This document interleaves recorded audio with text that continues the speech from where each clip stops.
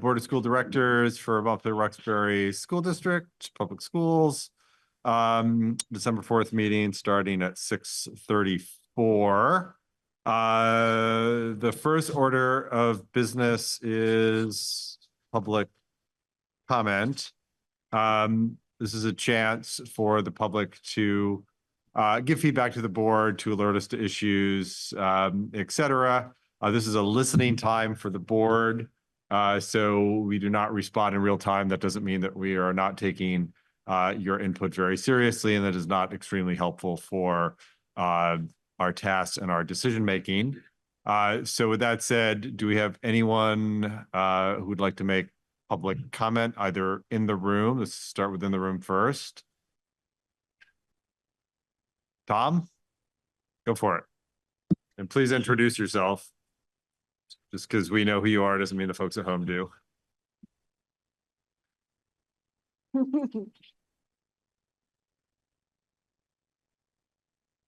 I'm Tom Frazier. Must say I'm surprised to see you have a meeting here in Roxbury. But anyway, I had a couple of questions. You know, since the last meeting when you determined that there was no educational use for the school, the select board has finally gotten off dead center and are starting to, you know, make some plans for the future. But so right now, one of the things that everybody is focused on is the after-school program. And I just looked through this online. I didn't really see anything about the after-school program. I wonder where that is and what the status of it is.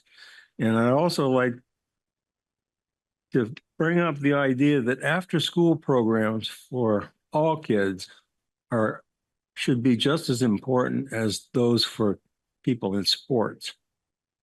You spend a tremendous amount of money on sports, and that's basically an after-school program. And yet we can't get, you know, $100,000 to run an after-school program for our kids. So I think those two things need to be put on an equal footing. What else do I have? So is there something in the budget for after-school program that I didn't see? Yeah, we'll get to that. Yeah, we'll get to that during. Okay.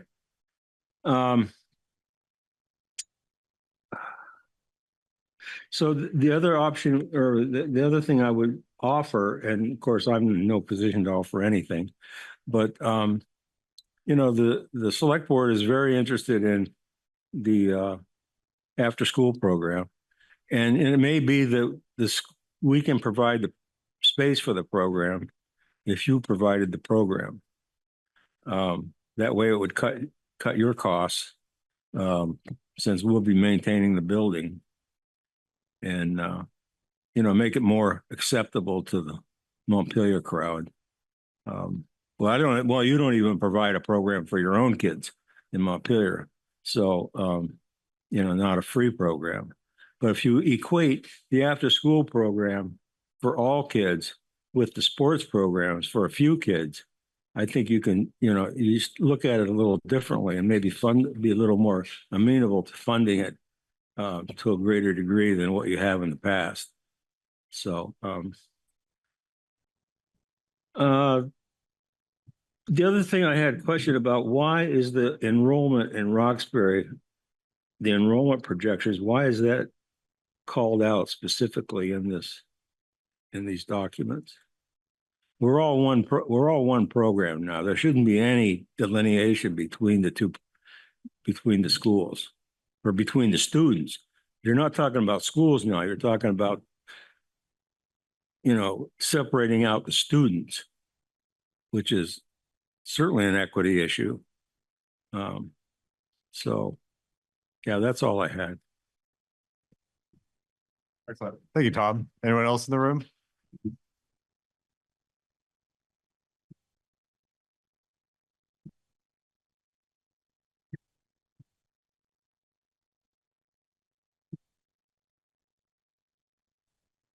And online, we do. All right, no one online. Okay, next we're going to move to the Consent agenda. The consent agenda is where routine orders of business are bundled and quickly approved. It's basically to run more efficient meetings.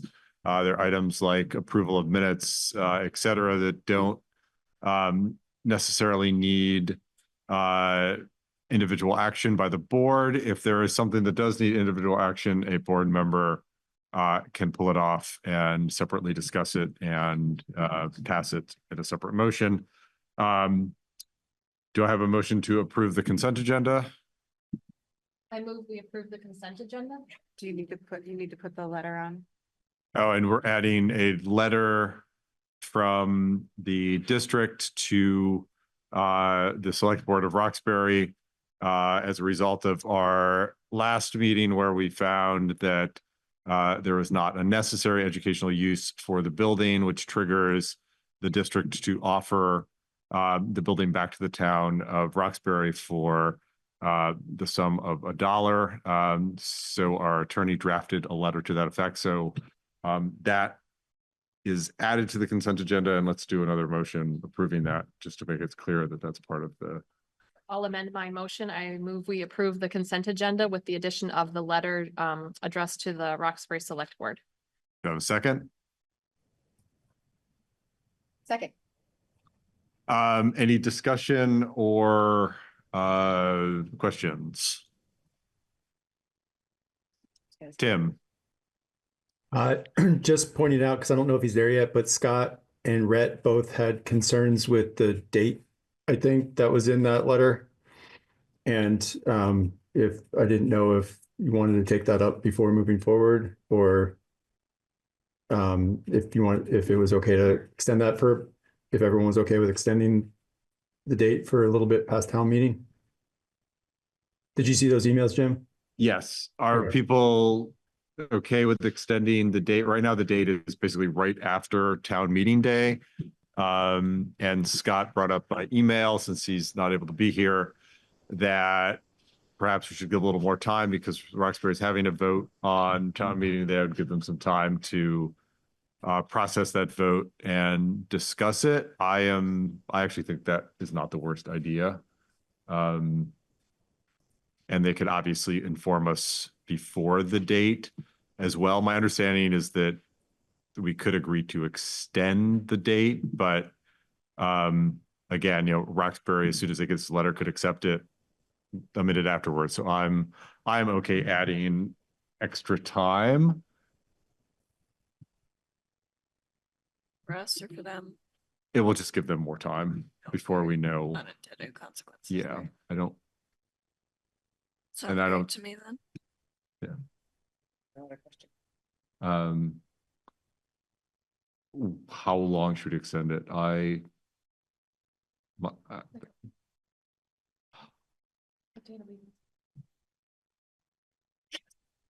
know it's basically 90 days. I mean, I was actually thinking of being a bit more generous. Oh, I was thinking like giving them 120 days, 4 months, 4 months. essentially. Yeah, which would give them time to move through their process and then have a meeting to discuss it. That makes sense to me. And it's not like people are knocking down the door to buy this building.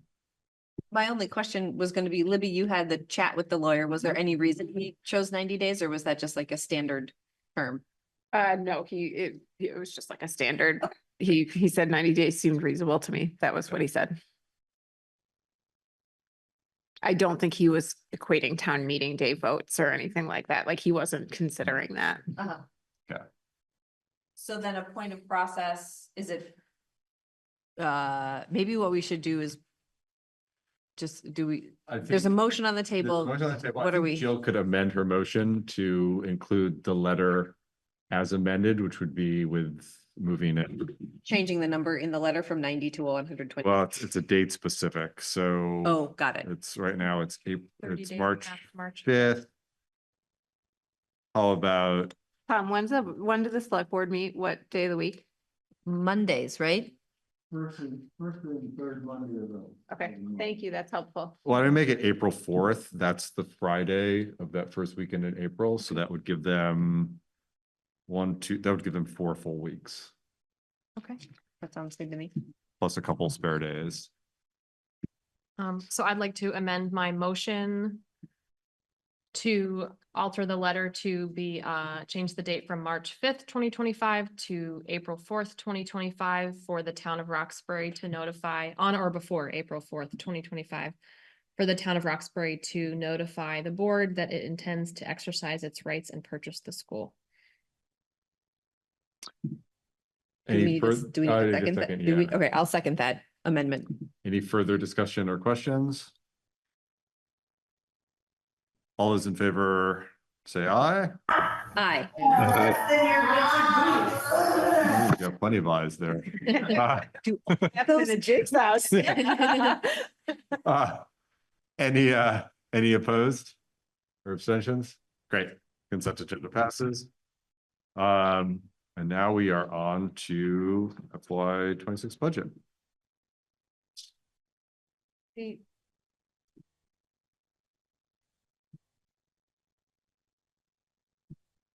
For the board members who are at home and the administrators who are online at home, I won't be able to see you, or Christina won't be able to see you really. So just unmute yourself and interrupt us at any moment that you need to.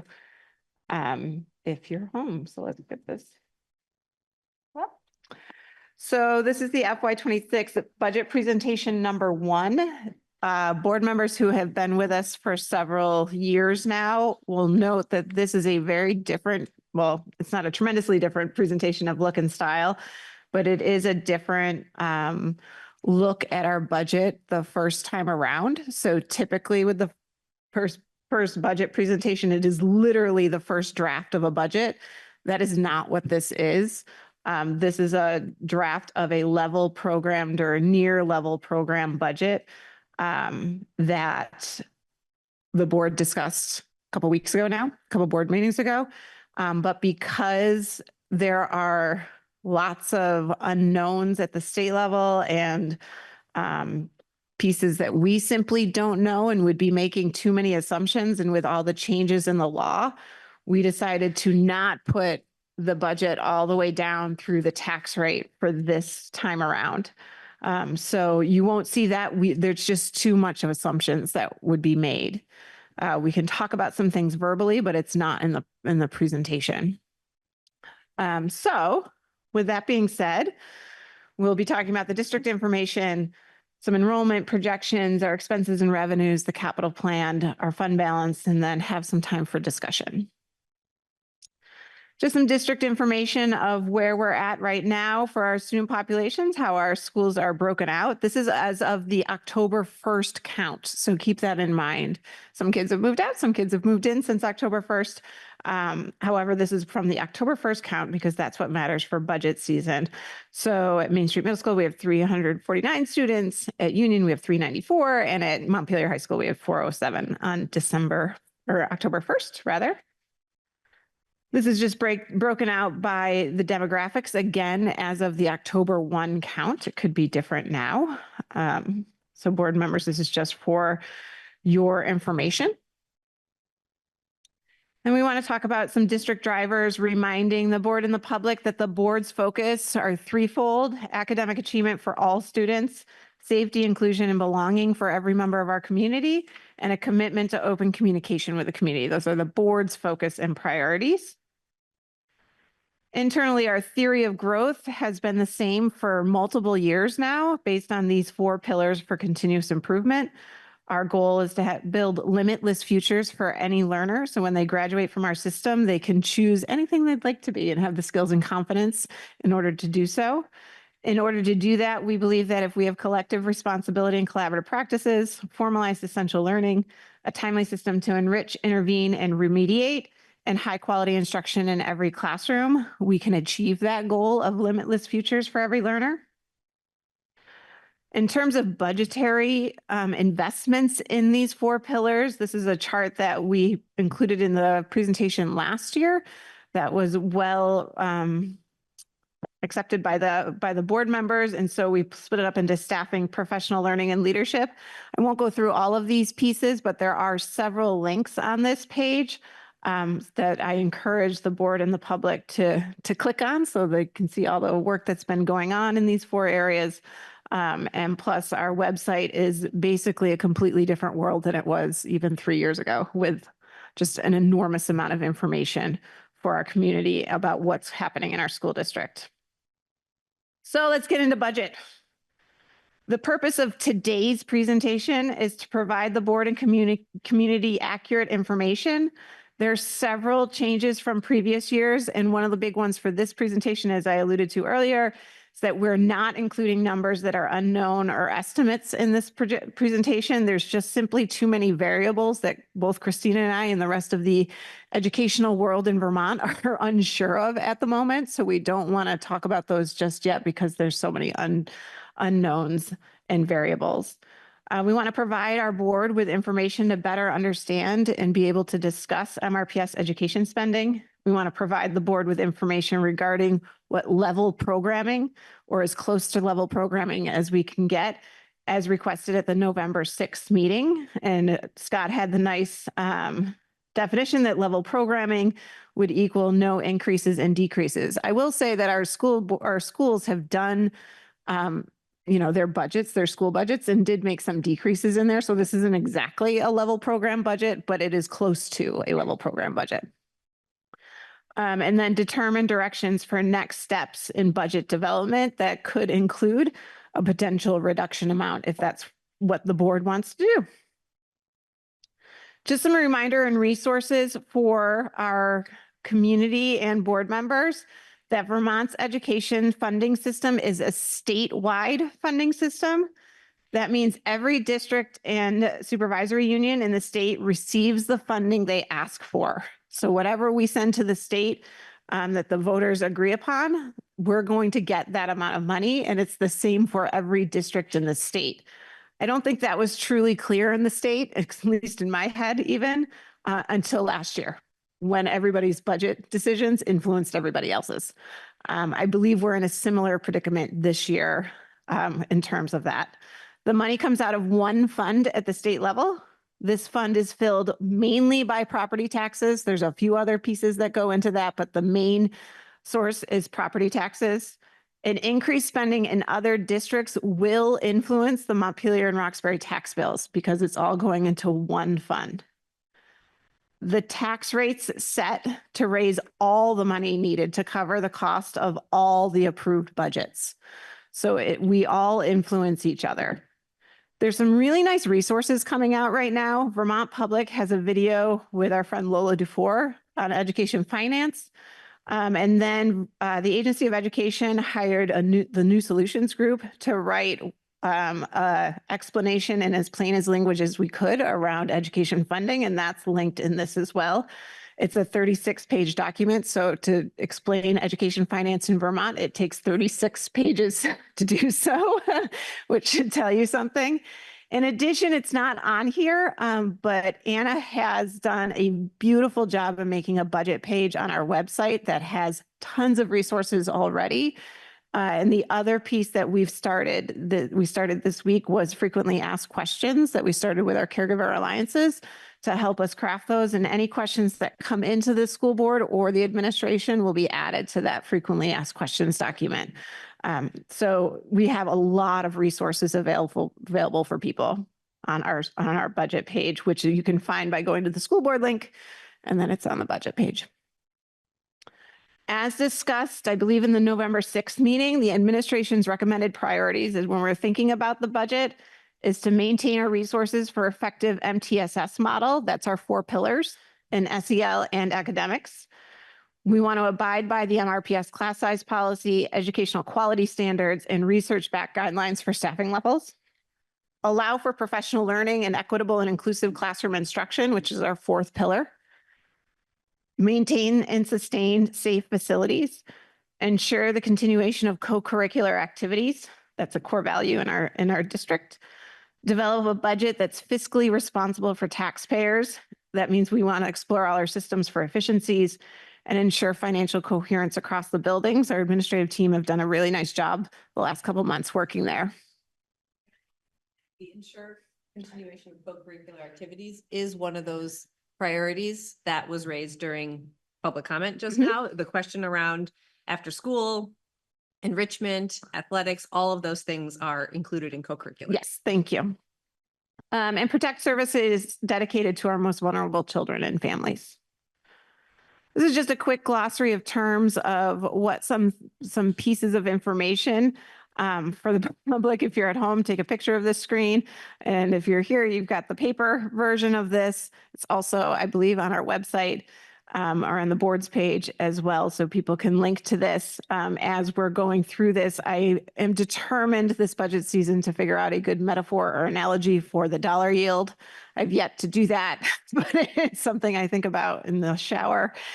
And so just make sure that you have this by your side because these terms are not regular and they flow off Christina and my tongue because we live in this world. So our budget unknowns, some of these are crossed out because we now know them before the board or this presentation was made. And in the last couple of days, we now have some more information. The tax factors that are unknown, we still do not know our long-term weighted ADM, average daily membership. That's our equalized pupils. So our budget is not based on the number of kids that we have in seats. It's based on a weighted number of kids. So different kids have different weights attached to them based on a few different identifiers. The business managers across the state have been begging for that from the Agency of Education, but because of some staffing situations at the Agency of Education, the only answer one business manager has gotten is you'll get it soon. So we're not sure when we're going to get that number. The property dollar yield is what comes out in the tax commissioner's letter on December 1st. It came December 2nd because December 1st was a Sunday. And so that is now a known, but keep in mind that that number is an estimation until it's set in law in the spring. And people's budgets decisions will influence that number going up or down. So now we do have an idea around that. The cent discount or new calculation for the cent discount, if people remember last January or February at the last minute with Act 127, it was revised to include a cent discount. We actually do know that now. We've figured that. We received information late yesterday about that. So we have that information, so that actually should be crossed out as well.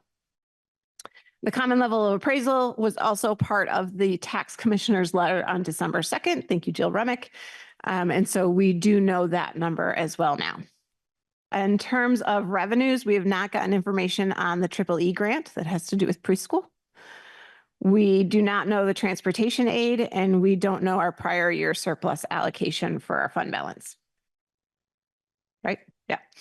And in the expenses, we are negotiating this year with both the MREA, which is our teachers union, and the MRESSA, which is our instructional assistants union. So we're in negotiations. We have not come to a conclusion around salary increases for either of those unions. And we don't know the Career Center 6th semester average as of yet.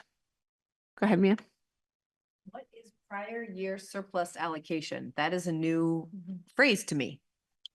We'll talk about that today. I put a placeholder in. The board hasn't made a decision on how much they want to use on the revenue side. We pull from fund balance to offset. So, Yes. okay, thank Yep. you. So I just didn't know, I didn't remember it called that. Okay. Well, the fund balance is more than just the prior year, right? Yeah. yeah, But when we use it as a revenue source, that's why it's listed as an unknown revenue source. Okay. I'll need guidance from the board in order to allocate that.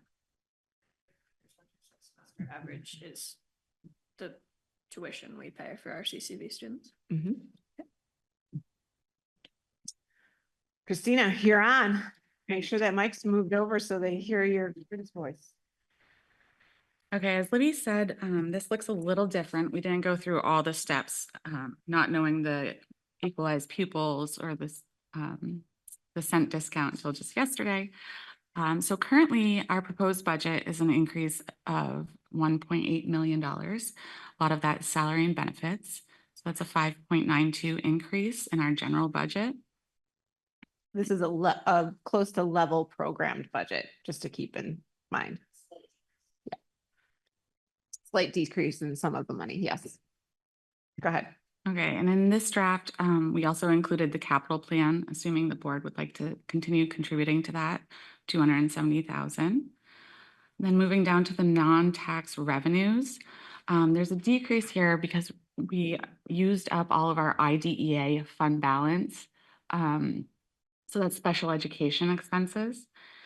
And because of that decrease in our non-tax revenues, our education spending went up significantly to 8%.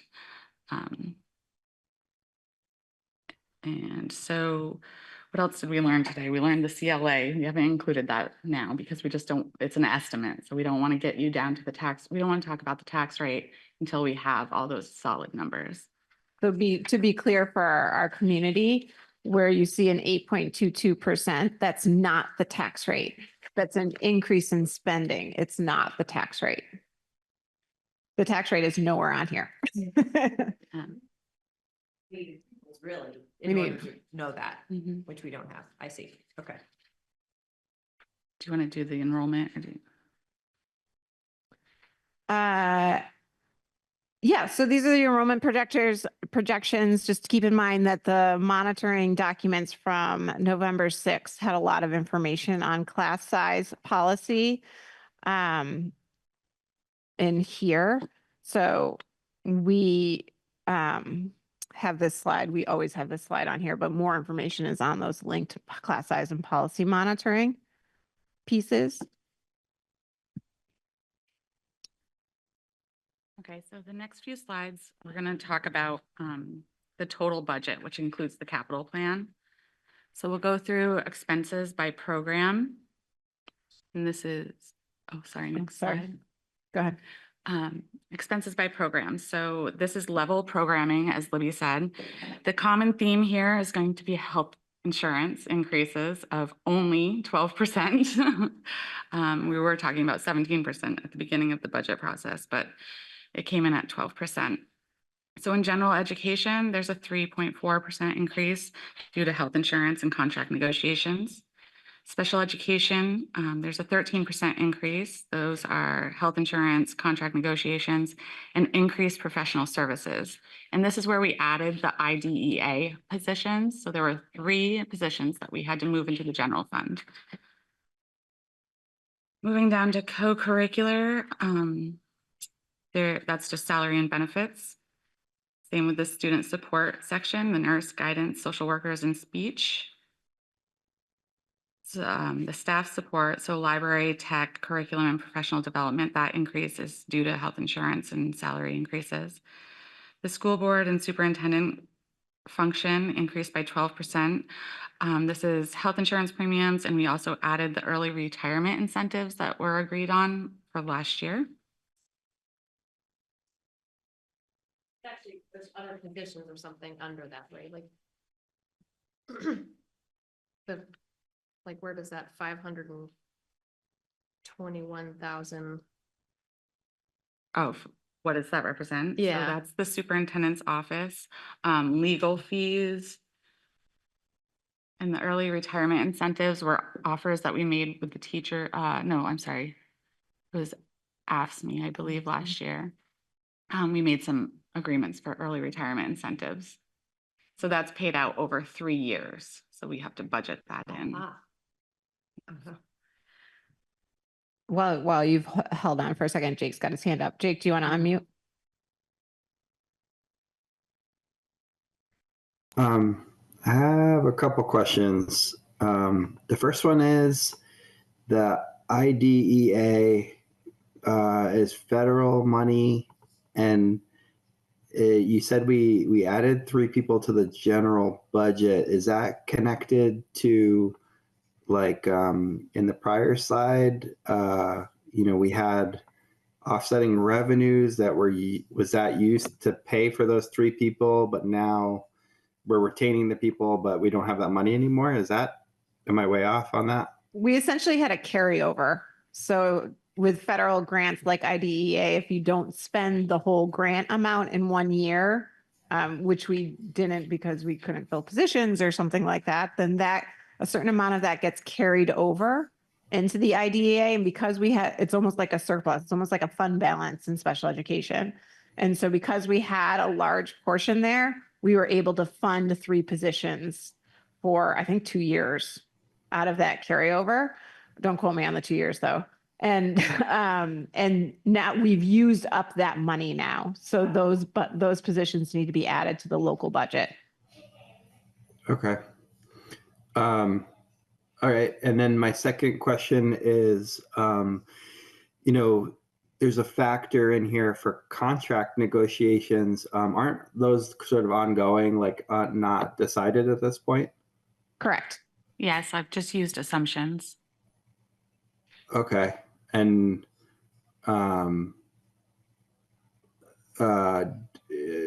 is it, it's probably not, okay. Yeah, okay. Thank you. All right, go ahead, Christine. All right, so the principal office and special service admin, there's a 4% increase there due to health insurance premiums. The business office has health insurance premiums, and we increased the audit contract, an increase to our audit contract, and added some professional services. Buildings and grounds, there's a small increase for heating and electricity costs. And under safety, we have just a one-time expense that Andrew put in for the safety budget.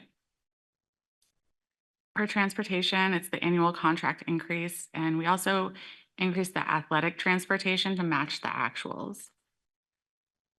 Debt service, there's a slight decrease in the interest payments, and then we are budgeting for an anticipated food service deficit. The next slide just shows you that colorful pie chart. The next slide is expenses by category. So this separates out all the salaries from each of the programs that we just talked about. So salaries, there's almost 6% increase. Benefits, there's a 9.6% overall increase. Professional services, so this is 504 and special education requirements. It's the normal year-to-year increase for those contracted services. Under purchase services, the building principals were able to decrease a lot of areas and supplies and that sort of thing. Purchase services. So that's a decrease of 5%. Contracted services, again, this is special ed requirements and the normal year-to-year increase for transportation. Supplies and equipment, these are buildings and grounds needs. And Andrew was able to decrease the equipment because we purchased equipment this year. Dues and fees, there's a small decrease there. And then again, the food service deficit. Or anticipated deficit, I'm sorry. Expenses by category. And then the next slide, we were asked to put this in the breakdown of salaries. Do you want to talk? So in last board meeting's public comment, there was a request to put how these salaries were broken down. The board had seen this chart before on November 6th. So within the licensed admin column or administrators, there's 12 humans in those positions. Non-licensed administration, there's 4 people representing that number. The custodial staff, there's 14 custodians. Instructional assistants is 37. The support staff and central office administrative assistants, there's 19 people in that category. And the teachers, we have 165. And then the other category includes substitutes, crossing guards, school board stipends, just smaller bits that don't fit anywhere else.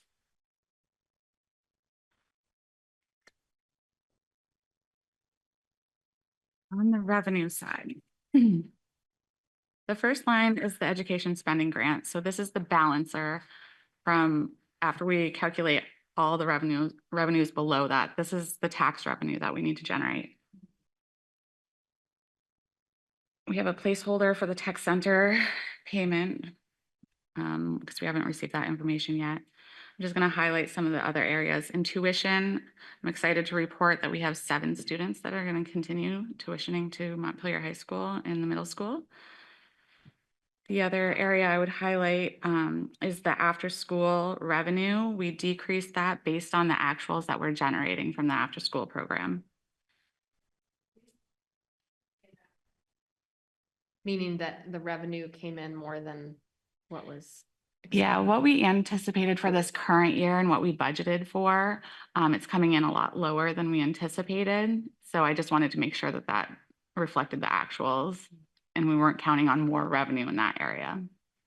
Sure. The next line that I'll highlight is the prior year surplus. So this is a placeholder. I put 400,000 in there. That's what we've been doing in the prior years.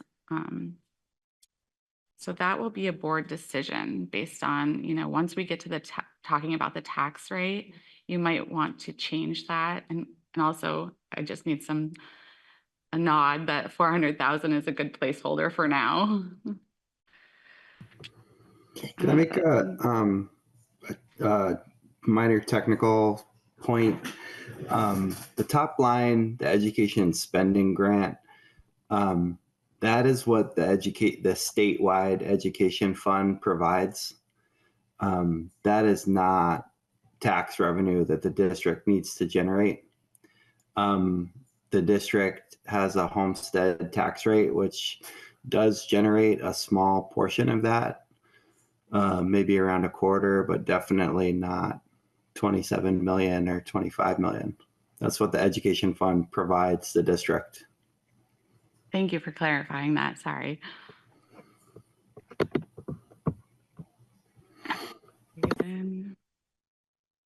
See, moving down, I'm just going to highlight the IDEA, and you can see the $300,000 decrease in that revenue.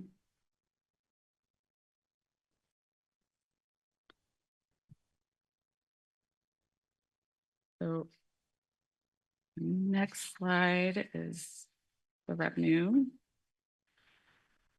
pie chart. And then the next slide is the capital plan.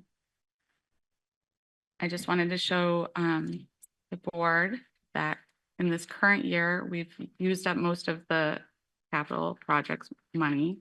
The high school, excuse me, needed a roof. So we've dropped the balance to about $4,000. I did put in the $270,000 for next year.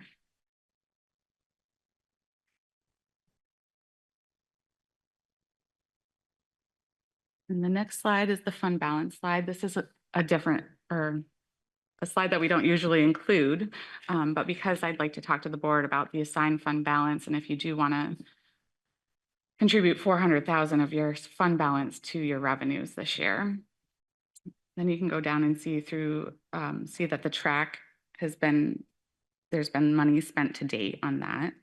The net zero study is still a set aside. That leaves you with a fund balance of 2.9 million, and the 2% policy that you have is 616,000. So the amount that you have to spend is 2.3. Do you want us to talk about that right now, Christina?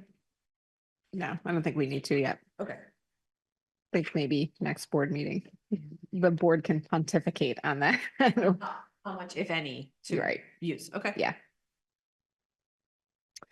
So for the discussion and next steps, I'd just like to throw it out to our administrators who are at home to see if there's any comments they want to make to the school board regarding budget deliberations or anything.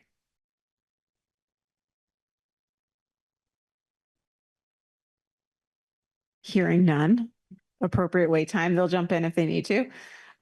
So the discussion for the board to have is what's the board's goal regarding tax implications of our budget?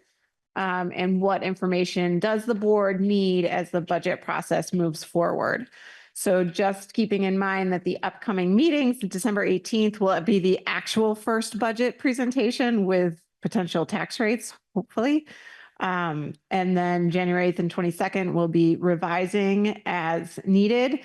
And on the 22nd, we'll need to warn that budget to go to our town clerks. And March 3rd, it will be the budget informational meeting. And then March 4th is town meeting day, of course. So just a timeline of events there. So I would open it up for board questions and stop sharing now and discussion.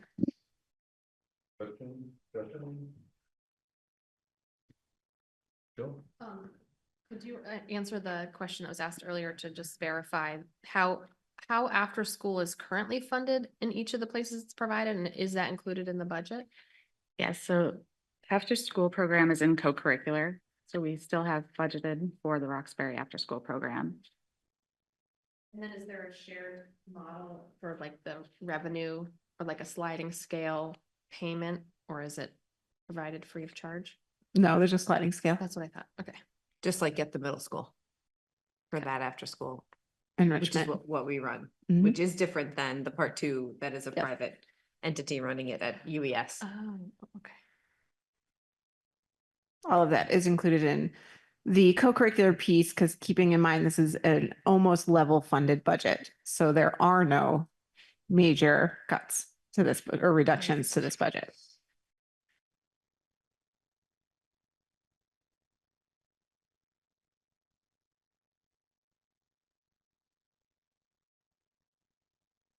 No questions? Well, I had some, but they were answered. Oh, good. That's good then.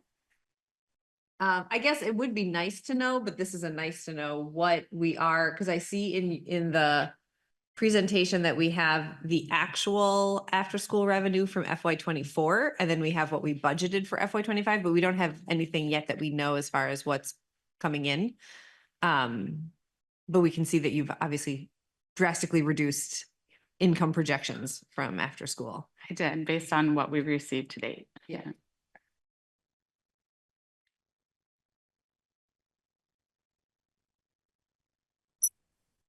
Without the weighted, Tax implications, I mean, just kind of without knowing what the tax implications, I mean, this looks like a great budget to me.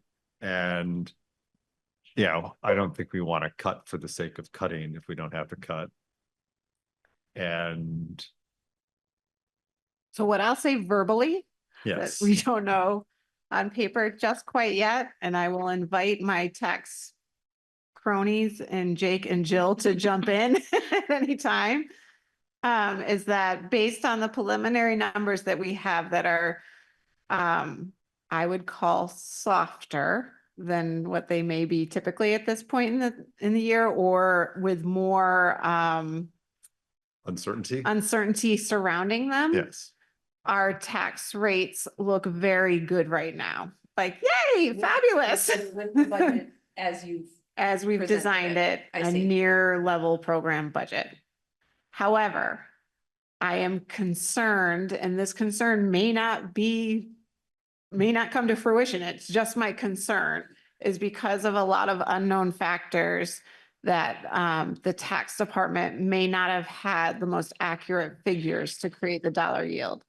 And if those figures they were given are lower than what are actually coming in, then the state wouldn't generate enough revenue to fill the ed fund. So the dollar yield would have to change. And when you change the dollar yield, it significantly impacts the tax rate pretty quickly. I would agree that there's a lot up in the air this year.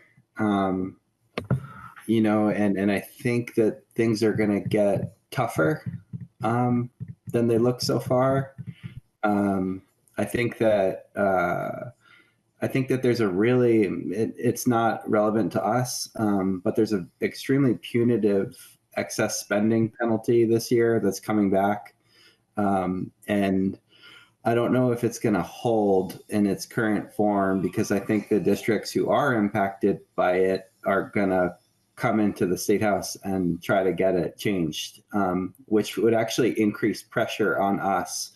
As a district that's not affected by it, we're actually sort of benefiting from it, because those ones that are pumping more money into the education fund because they're being penalized.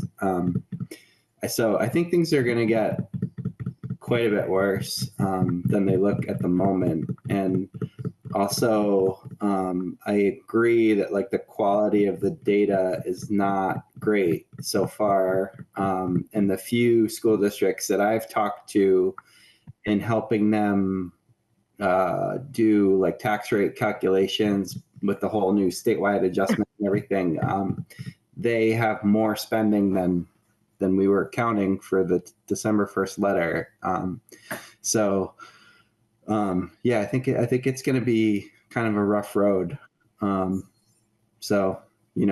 We should brace ourselves for it. And the And- challenge is we may not know that right away. And at what point in time will the roads start to get a little rocky? Bumpy. A little bumpy. Yes, Is that the question? yes. When people come back to the State House in January. Yeah, so they can't start legislating until they come back to the State House, which is what, January 2nd? So that could have impacts at as you said, Mia, the 11th hour. So we have to have things done by January 22nd, right? Pretty much. We have to have a budget approved Yes. pretty much by that date for the town clerks to be ready to go for town meeting day. And we don't want to do this fun dance of pulling things back and redoing them. Say Like that. So say more about what you mean. Well, like last year when, the legislature kicked it back to us, in like late February, early March before town meeting day. Mhm. Yeah, and we had a chance to reconsider and we decided to take our chances and the voters said, no, Yes. thank you. And then we had to do it again. So That could be a thing. that could be a thing. Mhm. But I don't know. But that could be a thing. If I share the presentation again. And I can show where the concern lies. I mean, my thought is hope for the best, plan for the worst. Oops, not there. So, this number, I don't know if you can see my cursor there. This number right here, 8.22% increase for education spending. When the Agency of Education asked for the anticipated amounts, it's very early November. And they asked the business managers for an expected or estimated increase in educational spending. Well, we haven't put pen to paper yet when they ask for that. So Christina and the other business managers around the state do the best they can with fake numbers, essentially.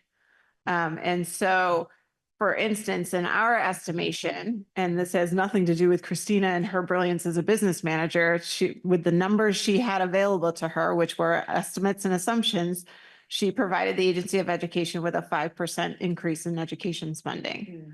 However, when we looked and we didn't have the IDEA carryover, we had spent that. And we knew we had to move, that was before we had to move 3 positions into the local budget. That move right there increased our education spending by 3%. If other districts had a lower number there for education spending as well, a lower percentage, and are coming in higher, that's where the concern lies. That the tax department, Jake and his colleagues, didn't have as accurate information as they needed in order to make that dollar yield projection. And so if we need to collect more revenue as a state to fund the end fund, because remember, all the districts get what they need, get what they ask for, then the dollar yield would be the equalizer there. If the dollar yield goes lower, taxes increase. For every $100 that the yield drops, it's going to increase our tax rate by 2%.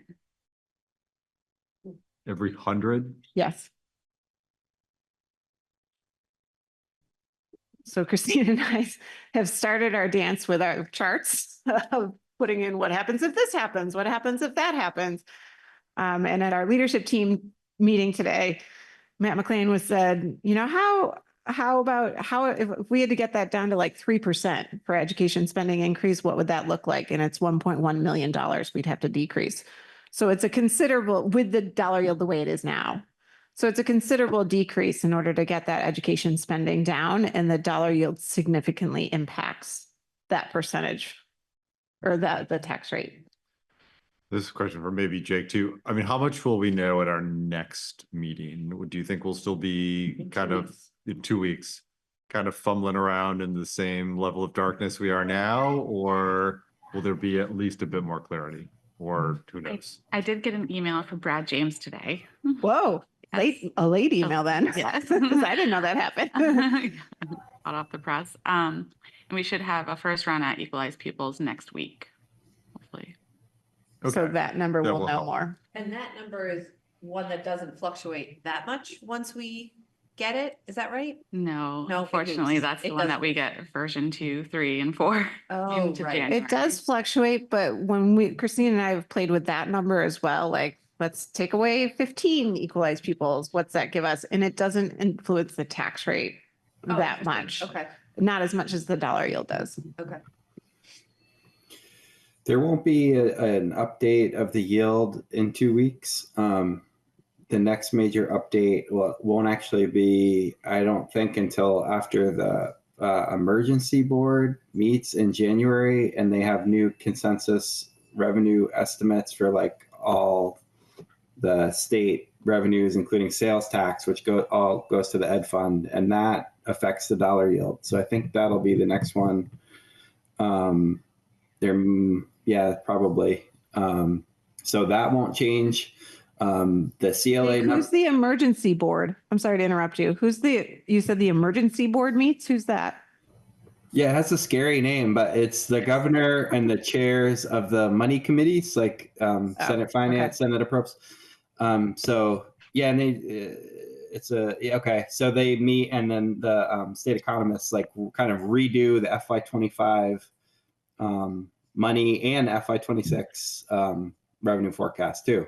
So that affects the ed fund in a big way. But I was going to say on CLAs, the ones that you're working with now are estimates. The tax department kind of released early estimates to try to help school boards know what's going to happen with CLAs. And the final ones won't be out until the end of December. They should be close, but they're not going to be exactly what we have right now.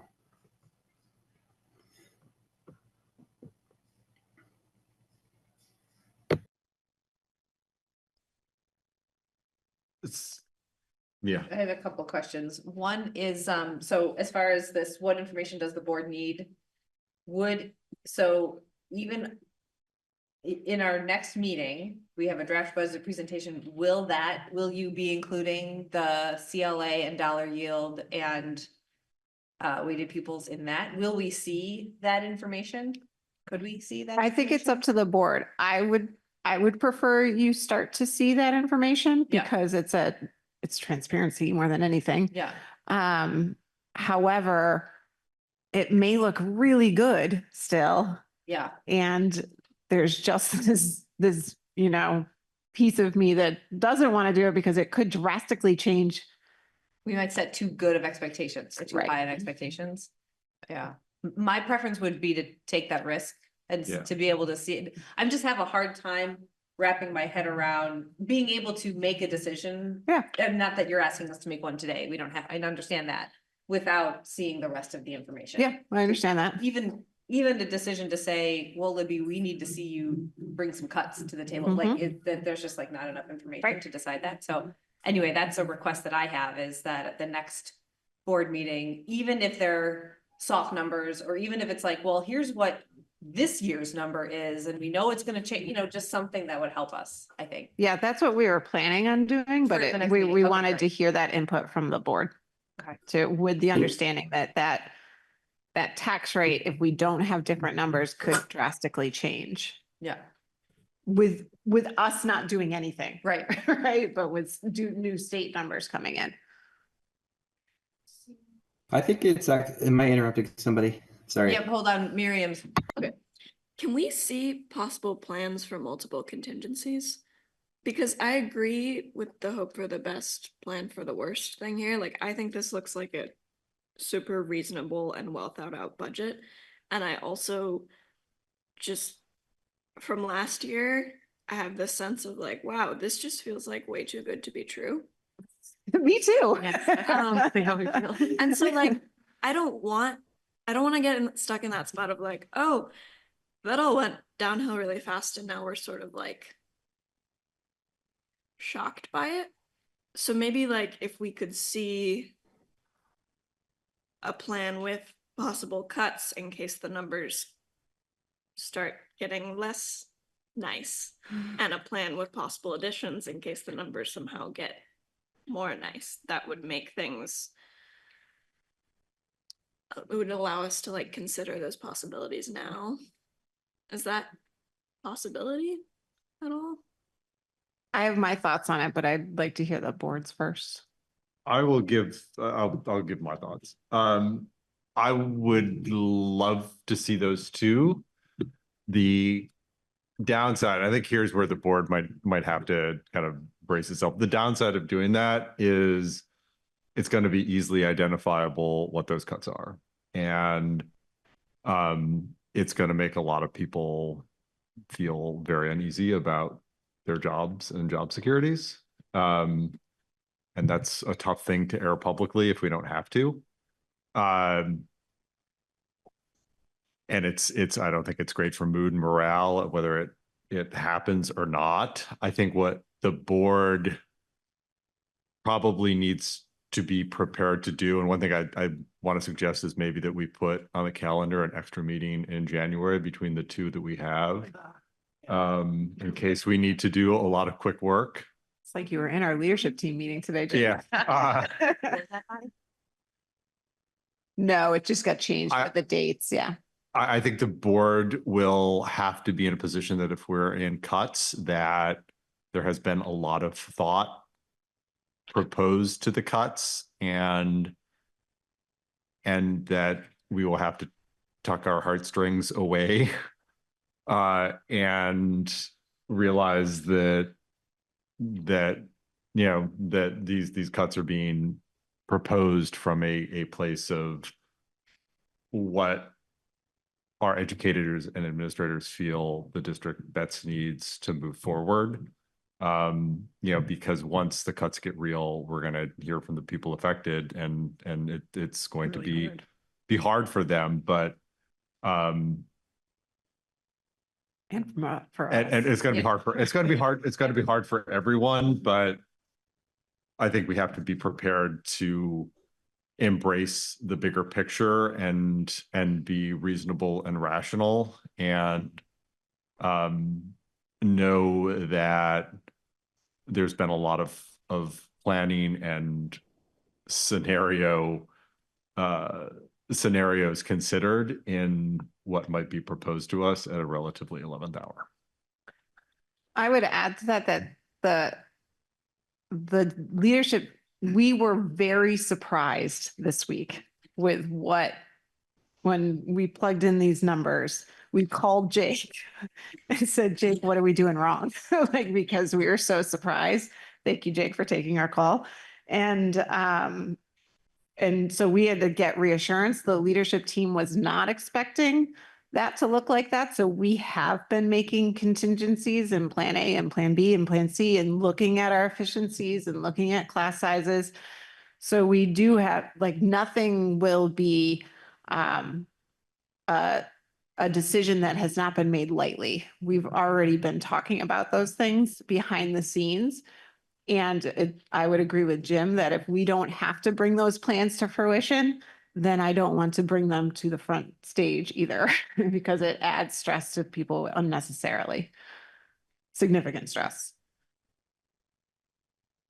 Jill? Something that you folks have done in the past that was really helpful, I think we don't have enough information yet, but probably by late December, January, is like the different scenarios of dollars. So like your point about if you do this to the yield, it changes the tax rate this much, like that is really helpful information. Because then we can also be like, okay, if we put in such and such from the fund balance, what does that do to the tax rate? Like, I'd like us to, you know, to have like focus on the dollar amount in the tax rate piece rather than the, you know, the details of that. So then that would inform what That we could totally do. Yeah. Can you all hear me?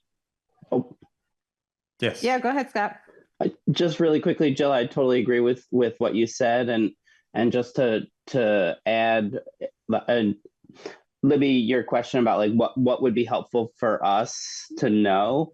I really appreciate when you identify like when something is a assumption, when it's a soft right number versus when you have more confidence. And so if there's a way to identify those numbers that are soft in the presentation versus those that are relatively more firm. And then we can say, well, what then to Jill's comment, then we can say, well, what happens if this number goes way up, you know, and then we can sort of go from there. So just to sort of bring two threads together. And I finally got my audio working because it wasn't working before. So yay. And I think we both Miriam and Jason, I don't know who was first. I think Miriam was first. Miriam, yeah. Okay. I hear and I totally agree with the concern about mood and morale here. But I also think my impression last year was that it was very not good for mood and morale for it to seem that these decisions were being made in 3 weeks after a shocking new set of numbers. And it just seems reasonable to me with the context that I have right now. And if somebody else who knows the system better than I do, and there are a lot of those people, wants to disagree with me, I would be very happy. But it seems reasonable to think that the numbers may not go as well as they're going right now, and that we could be surprised by that in a not super happy way.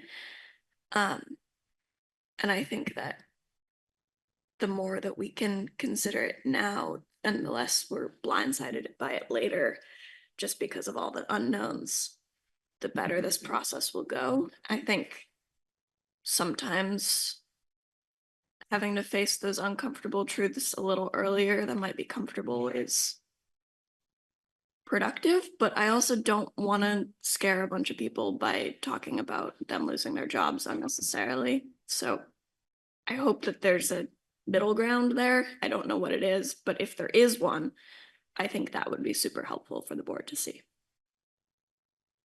Yeah. Jason. Thank you. Can you hear me? Yep. Thanks. And Miriam, I really appreciate your stance and projection of that. And just, you know, many of you were here last year, and I can see Joe and Catherine are on the line watching and respecting and representing their unions, or our unions. And if we go back to last January and February, and we can remember when Joe, Catherine, and Allison Waring, who's also on the line, spoke to this board and their stress and their worry about what that unpredictability is like. And I can see Julie also came on the line, and how stressful and uncomfortable it is for us to make decisions in not only 3-week times, but to try and raise morale, hire new teachers under these circumstances, and also retain teachers and staff under these circumstances.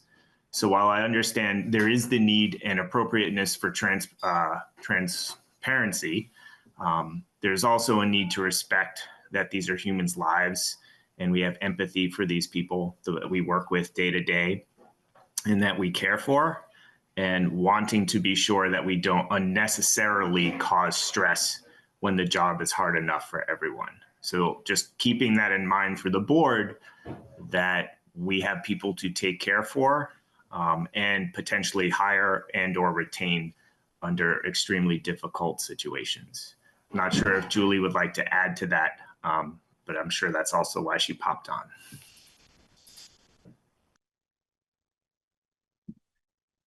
Julie? Hi, thanks. I was an attendee and tried to raise my hand earlier when Libby asked us to.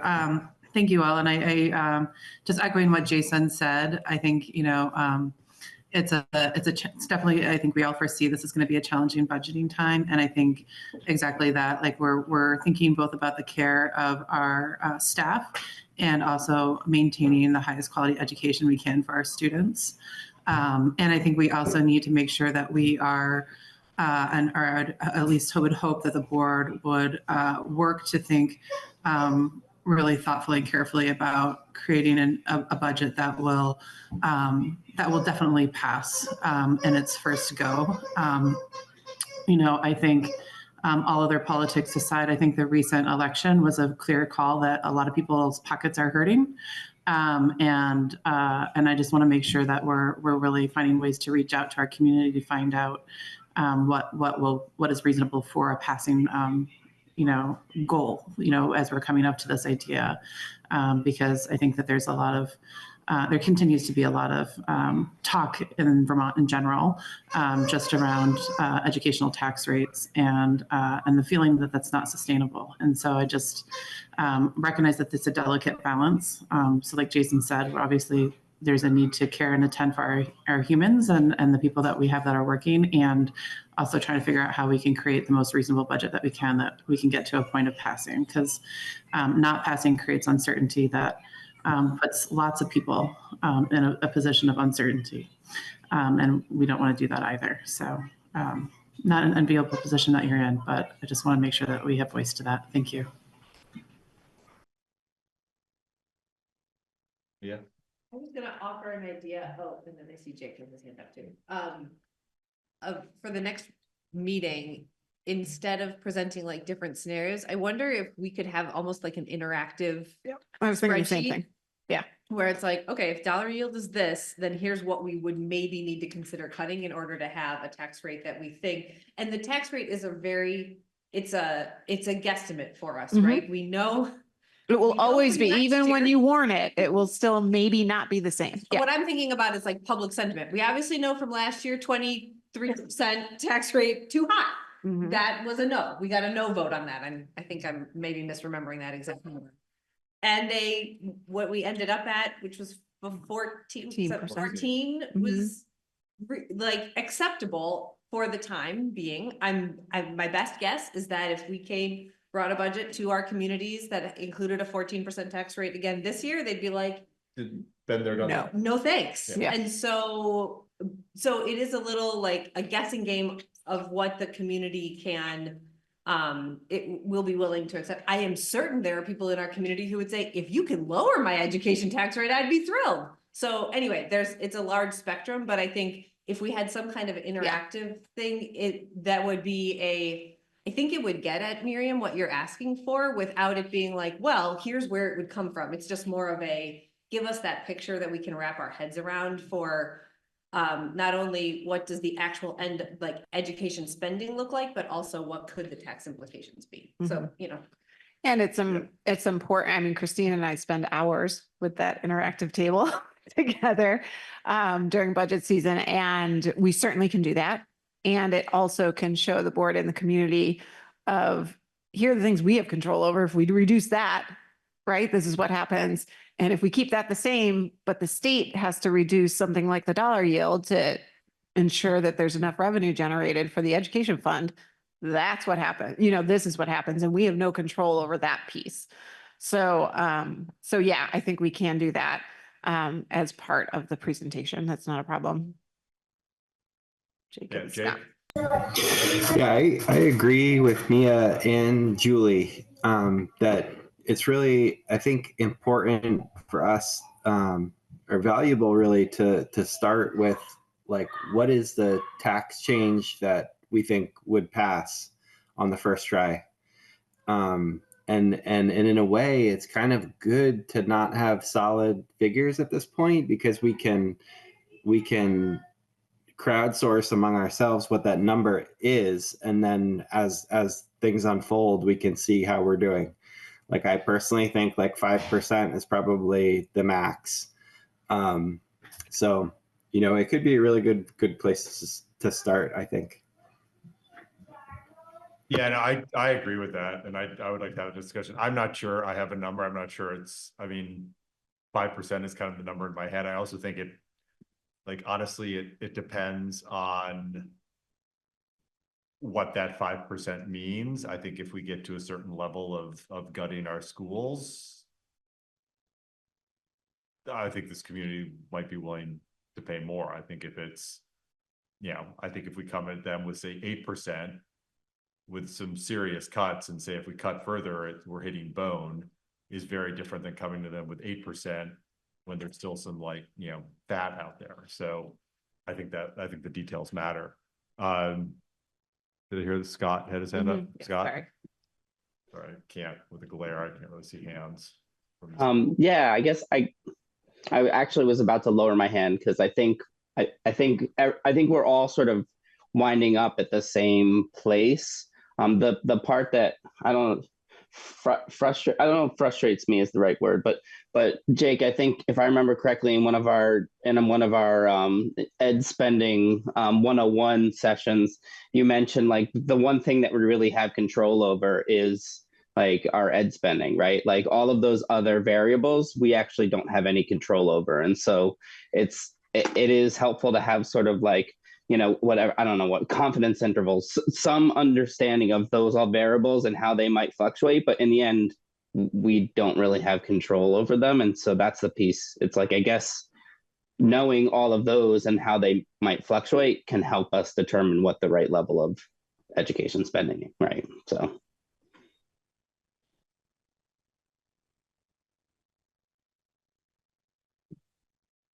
So if I were to repeat back to the board at the next board meeting, we'll keep the nearly level programmed budget in place, put in as many solid or squishy numbers and make it clear which are solid and which are squishy, for lack of better professional words there, in the budget.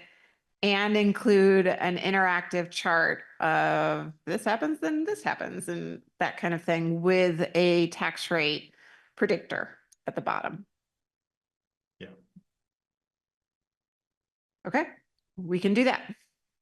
We can do that. Does the board, just for our own information as we're making a slideshow, does the board want us to keep like the expenses, revenues, enrollment, all of those slides in? Or, I mean, it's not really that important, but we can leave them in and just put them as an appendix almost.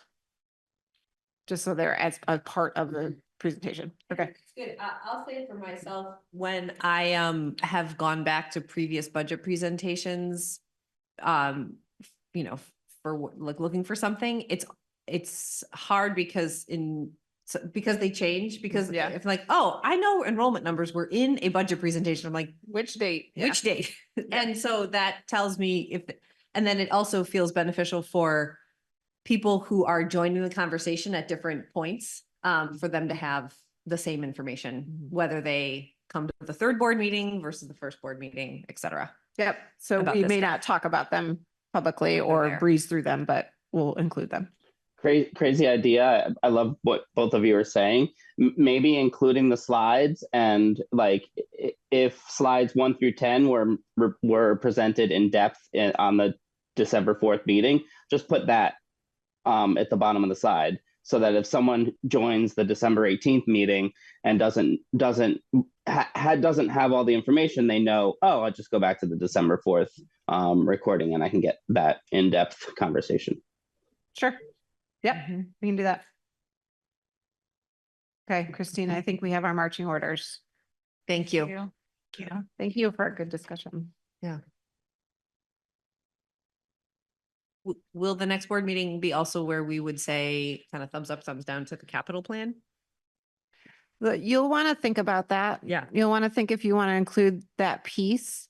We're actually checking with Pietro on the capital plan because in the past we've used that, we've put that on the warning as a separate item for people to Right. vote on. And last year what happened was they voted yes in the first round to the capital plan and voted no to the overall budget, which solidified that number for the board and wasn't a variable we could play with after when we had to make decisions for the second budget vote. So we're actually checking with our lawyers to see if we have to put that as a warned item or not, or because it's just part of the budget, Right. right? So we're just checking on that. And if we don't have to, we probably won't put it as a separate warning just to have more freedom Yeah. there. And it's a number, it's one of those that's quote unquote easier to play with. It could be 270, it could be 200, it could Right. be 500, we Right. can decide. Yeah. Right. So we're checking on that piece. That may look different to voters this year if it comes to fruition that it doesn't need to be a separate item that voters vote on. Because in our minds, it's a similar thing as the food budget, the food service transfer, and we don't have a separate item for that. So we're checking on that piece. But the board should be thinking about how much we want to put into the capital plan, if anything at all. The board should also be thinking about, while you may not have this solidified and you don't have to by next meeting at all, how much you want to reserve from the fund balance as a revenue source. So those will just be things to be thinking about, but you don't necessarily need to, we'll keep it as is with the $270,000 expense from for the capital fund and the $400,000 revenue from the fund balance, and you can play with that number. Yeah, it'll be interesting to see what Beatrice said, but I don't think we have to put it as a separate item. I think we did it just to, so it would be out there, we'd have it, we'd keep planning as a prudent item, but I think that's a choice, not a necessity. That's kind of our hope too. Yeah. We want to check with our legal team. We have, didn't feel like we had to. I think we felt it was like a smart thing to do, just to like, we're not going to push this into the budget because of the temptation to move items around, but I'm close to 100% sure that the answer is going to be we can change that. We'll find out. We'll find out. Okay. Do a debrief of our Roxbury process. Yeah, that would sounds great. Yeah. Do you have can you pull the doc up to share it, Libby? Sorry. So that folks at home can see it too. So it's a good practice after you've finished a process or a project to debrief how it went. And especially because this was, as folks who maybe were there back in August when we initiated this process, this was like a first run at using a process like this for a big decision. And so we wanted to check in with the board to see how we all thought it went. So I drew up the different steps that we followed just as a reminder. So that's what Libby is pulling up now. Starting back in August 15th is when we established what a draft process could look like. And then as the meetings went on, just about almost every meetings from the August 15th, which was our summer quote unquote retreat, we spent a little bit of time each one of those meetings on focusing on the Roxbury Village School discussion. I don't think it makes sense for me to read through this document word for word, but it basically just shows what was done at each one of those meetings, just the step that we took to move ourselves toward making a decision. And so first wanted to and then just wanted to open up to the board what we thought we did well in this process, like what supported us in making the decision and supported the community in engaging in the discussion. And then what could we do better next time to support ourselves as a board in making the decision and support our community in being engaged in the decision. So those are the two questions, or I guess 4 questions before us. And I'd love to hear board members' feedback.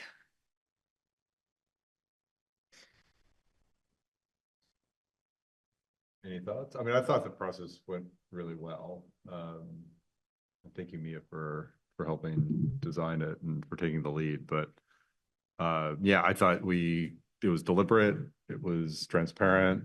I think we got a lot of feedback, and I think we came to a sound decision. Here, I'll type me so you can be part of the discussion.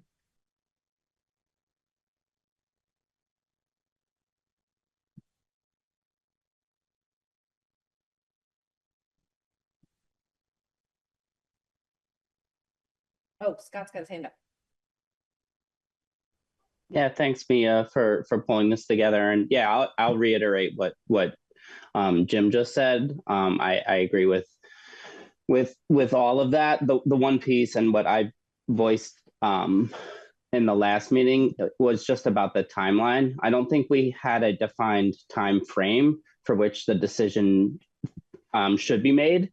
And so we got to last meeting and yeah, I'm still not convinced that the decision needed to be made by last meeting. But again, like I think the process was run through, and I think we did stick to sort of what we had set out to do. in that process. So again, thank you, Mia. Well, I attended almost all of the Roxbury Montpelier meetings and felt like people really had an opportunity to express their concerns and that the group did a pretty good job troubleshooting those things. And so I think the process overall, given how difficult it was as a general situation, went pretty well. And I feel like a lot of the concerns have been addressed. The committee has talked about being ready to stop meeting. And so I think things are feeling like they're getting pretty well resolved. Thanks, Lynn. Thanks, Scott. I think, Lynn, it sounds like you're speaking to the transition committee. Yeah. Which was a little separate from this, but it was basically transition committee, I think, had initially thought that the decision around the school would be covered by the committee, and they were like, nope, actually out of our scope, we got to hand that back to the board, which is when we took it on. But that put their focus on things like the busing and after school and things that were really have supported the transition for the most part. Yeah, and really talking about concerns around blending the community for the comfort and togetherness of the kids. Mm-hmm.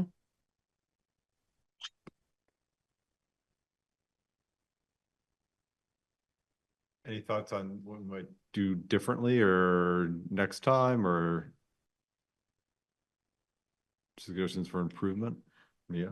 I think we could have done more around communication as we went through the process. As like I'm picturing now, it would have been pretty great to have a dedicated page on the district website, knowing that this was a big decision, or the board, the board part of the district website, knowing that this was a big decision the board was making, even if it was something that the web page would only be there temporarily or something, just to give community members a chance to kind of be in the conversation with us for the long haul, because I think we asked folks at a pretty critical juncture, right around October, I think it was. First, we had the community forum here in Roxbury, and then we had the full community-wide survey that was held digitally. And I think people were sort of like, oh, now I'm being like asked a little bit more deliberately for my opinion, and I feel like I have to do some catching up. So I think if we had done a little bit more communicating and sharing what the information the board had, a little bit more, even just passively, like I'm saying, like a page on the website, I think would have been helpful in supporting the community and being engaged in the process a little more. I'm very, I guess, proud of the pacing that we set it at, which I think is what you were getting at, Jim and Scott, what you said about the deliberativeness of it. I think we paced it out well and gave board members a chance to sit with information and then even ask questions that either in board meetings or outside of board meetings, like emailing them to Libby, et cetera, to be able to hopefully get, make sure board members had the information they needed. So I think the pacing was a big part of being able to have that. Yeah, I agree. Other thoughts, comments, questions? And this is obviously going to be a good process that we can keep using for similar type decisions. It's a great idea. Yeah. I think that would have helped. And I think it would help with a lot of our decisions as well. Especially so the community members feel like they know like where we're headed towards and where we are in the process. Right. If we can say at the start of it, we anticipate making a decision by X date, it will, that lends itself to, I think, to more community engagement. Yeah. Yeah. I'm just looking at the generic process and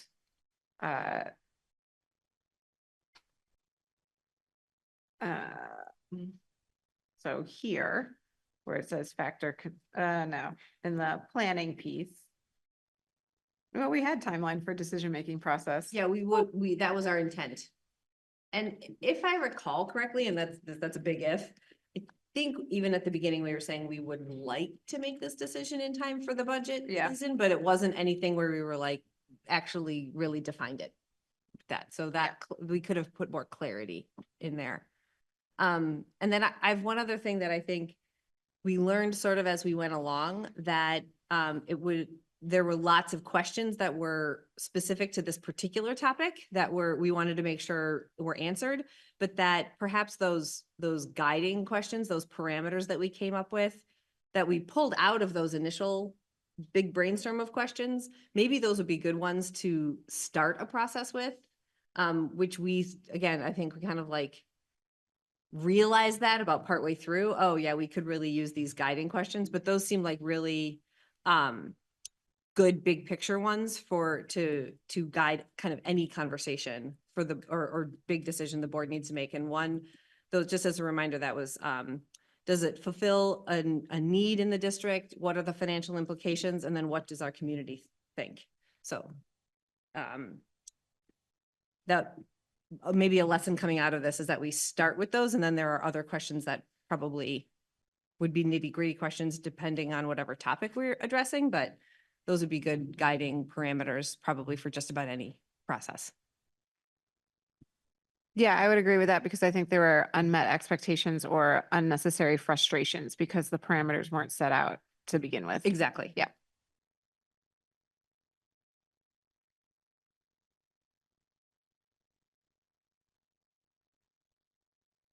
Further comments? No, thank you for this. This was a good thing to debrief.